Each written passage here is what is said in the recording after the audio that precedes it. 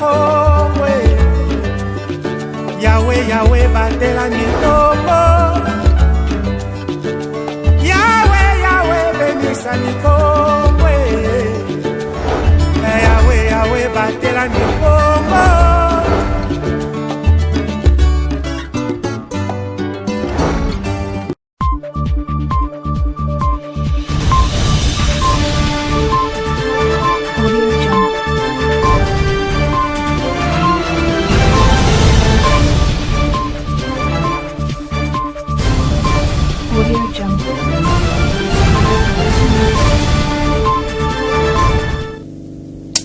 Il est très exactement l'heure pour vous informer sur Ma Bannière Ecopolis Télévision. Monsieur et dames, bienvenue dans cette nouvelle édition du journal du samedi 19 avril 2025. Il s'est tenu ce samedi 19 avril 2025 dans la salle Le Béni située au centre-ville de Matadi, une séance de travail avec projection entre les caucus de députés nationaux des différentes circonscriptions de la province du Congo central et au cadre de Matadi Corridor Terminaux MCTC en sigle.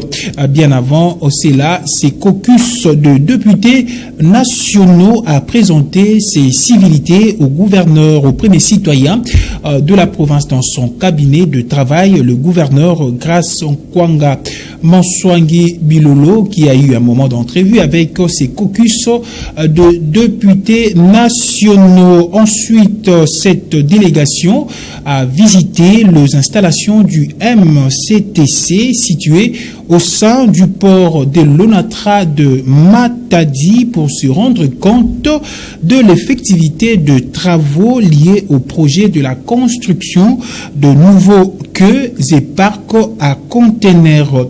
À la fin de cette séance de travail, le président de caucus de députés nationaux élus de différentes circonscriptions de la province du Congo central, l'honorable Pierre Nsumbu, s'est dit optimiste face à ces projets. Et tout à fait autre chose, messieurs et dames, la motion d'information de l'élu de Matadi, le député provincial Rifin Kisulu sur le prétendu recrutement sans le Matadien au sein de l'Office congolais des contrôles OCC, en sigle, a fait l'objet d'une entrevue entre le directeur provincial AI de cette entreprise et le membre du bureau de l'Assemblée provinciale du Congo central. C'était le vendredi 18 avril 2025. De plus amples détails à travers ces commentaires de Pacifique Mwanda.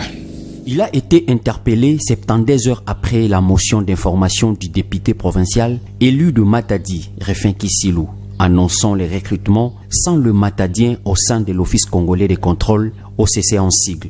Le directeur provincial AI OCC Congo central, M. Lunga Batukila, était face aux membres du bureau de l'Assemblée provinciale et quelques députés provinciaux le vendredi 18 avril 2025 pour la cause. La rencontre s'est déroulée au siège de l'organe délibérant 6 sur avenue Fulumasaka, à Palace, dans la commune de Matadi. C'est au responsable de l'OCC à éclairer la lanterne du bureau et de l'initiateur de la motion d'information. Lungu Batukila a confirmé la présence des Nekongo, notamment le Matadien, dans cette liste de nouvelles recrues. À l'issue de la réunion, il a déclaré ce qui suit. C'est une motion d'information.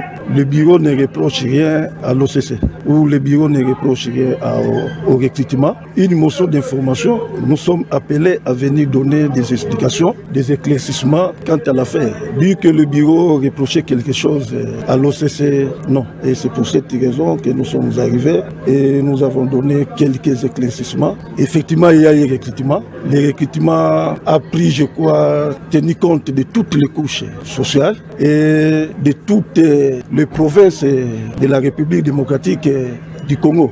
Donc pour dire que les Nekongo, les Matadiens, les Kassaïens, les Chouailifone et tout le monde est bel et bien représenté.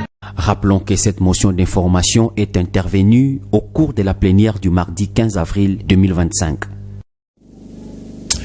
Restons toujours dans ce chapitre consacré à l'Assemblée provinciale du Congo central élue le 14 avril 2024 et installée le 18 du même mois.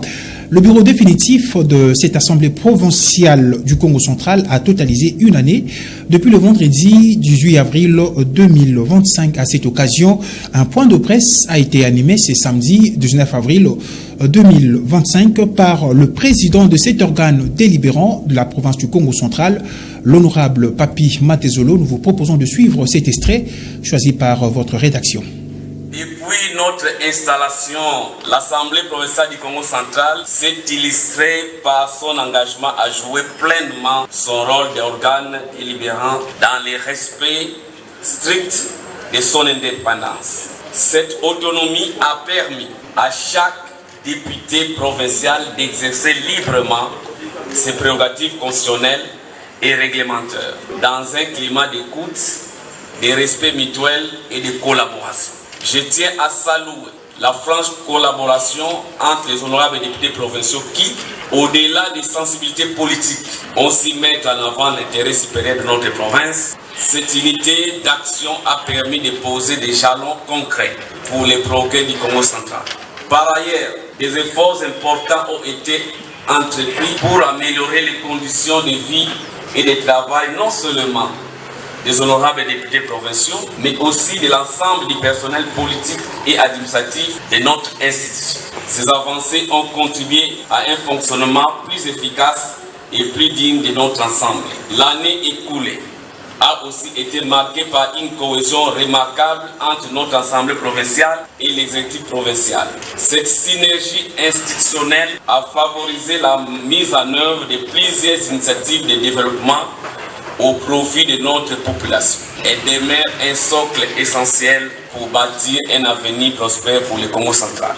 Permettez-nous de rappeler que le président de l'Assemblée provinciale a pour mission principalement de veiller au bon fonctionnement de l'institution, de garantir l'indépendance du pouvoir législatif provincial, de conduire les débats en plénière, d'assurer l'application correcte des règlements intérieurs et autres. Ces responsabilités, je me suis consacré avec sérieux et rigueur et ouverture. Et voilà, nous y reviendrons avec force détail dans nos prochaines éditions. Autre chose au niveau national, la 37e session du Conseil national du travail, une mention faite lors de la communication du chef de l'État, le chef de l'État Félix-Antoine Tshisekedi Tshilombo, au cours de la 40e réunion du Conseil de ministres tenue le vendredi 18 avril 2025 à la Cité de l'Union africaine. Le porte-parole du gouvernement, ministre des Communications et Médias, Patrick Mouyaya Katembwe, en fait le compte-rendu. La communication du président de la République a porté sur 3 points principaux, à savoir 1. De la 37e session du Conseil national du travail. Le président de la République a commencé par saluer solennellement la tenue de la 37e session ordinaire du Conseil national du travail, dont les travaux préparatoires débutés le 8 avril 2025 ont été déjà clôturés pour laisser place aux travaux proprement dits qui se dérouleront du 21 au 24 avril 2025. Ces cadres tripartites réunissant le gouvernement, les représentants des travailleurs et ceux des employeurs demeurent l'une des expressions les plus vivantes de notre démocratie sociale. Ils constituent un espace privilégié pour bâtir ensemble des solutions durables aux défis de notre temps. À ces sujets, le président de la République a insisté pour que ce conseil soit bien plus qu'un rendez-vous institutionnel. Il doit être un moment d'écoute sincère, des propositions audacieuses et d'engagement ferme. Les attentes de nos concitoyens sont immenses et à juste titre, nous devons y répondre avec clarté, courage et détermination, a-t-il martelé. Revenant sur les attentes, le président de la République a précisé que cette session doit déboucher sur des mesures concrètes, réalistes et applicables, notamment pour renforcer le pouvoir d'achat des travailleurs et travailleuses, garantir leur dignité, encadrer de manière équitable et responsable l'emploi des étrangers et consolider notre système de protection sociale dans un esprit de justice et des solidarités ainsi que d'équité. En ce qui concerne l'augmentation du SMIG, celle-ci devrait avant tout bénéficier aux travailleurs les plus vulnérables dont les revenus actuels ne permettent pas de couvrir les besoins essentiels, car ce sont eux qui subissent les plus durement les effets de la précarité et pour qui cette mesure représenterait un véritable levier de dignité et de justice sociale. Le président de la République a rappelé que l'emploi demeure le socle prioritaire de son mandat. Il est la clé de voûte de la paix sociale, les moteurs du développement durable et les garants d'une justice intergénérationnelle véritable. Offrir un avenir à notre jeunesse, soutenir nos familles et dynamiser notre économie passe par un accès équitable à un emploi digne et productif. L'histoire devra retenir que nous avons su, dans un moment décisif, faire le choix du dialogue, de la justice sociale et de l'action. Et puis parlons de sport dans cette session d'information avant de nous quitter complètement. Monsieur Zedam Amadou Diaby a jeté l'éponge, élu à l'Assemblée générale extraordinaire et électif le 19 décembre 2023 en remplacement de Bestine Kazadi. Amadou Diaby n'est plus président de la coordination de l'association sportive Vita Club. Il a annoncé sa démission le vendredi 18 avril 2025. C'était au cours d'une conférence de presse tenue à Kinshasa, la capitale. Cette nouvelle est lourde et vivant parce que j'aime ces clubs. J'avais voulu que ces clubs aillent loin, de faire profiter ces clubs de mes réseaux internationaux, faire valoriser ces clubs très loin. Malheureusement, depuis que je suis dans ces clubs, c'est problème en problème. Donc, j'ai décidé aujourd'hui, et ici je vous confirme que je démissionne à la tête de la coordination de l'AS Vita Club. Avec effet immédiat, à partir d'aujourd'hui, je ne suis plus le président de la coordination de l'AS Vita Club.